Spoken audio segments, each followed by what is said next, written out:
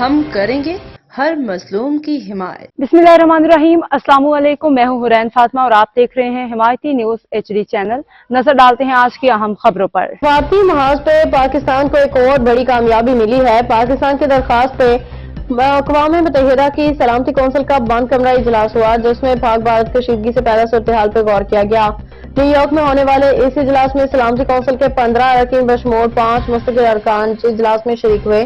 یہ خصوصی اجلاس پاکستان کی درخواست پہ ہوا، جس میں وزیر خارجہ اسحاق ڈار کی زیر نگرانی پاکستان مشن نے پوری تیاری کے ساتھ پاکستان کا مقدمہ پیش کیا۔ پاکستان نے رکن ممالک کو بھارت کی اشتعال انگیز بیانات اور امن کو خطرہ میں ڈالنے والے اقدامات سے آگاہ کیا۔ مستقل مندوب نے سفیر اعظم افتخار احمد سندھ پاس معاہدے کو معطل کرنے کے بھارتی اقدام پہ اراکین کو بریفنگ دی۔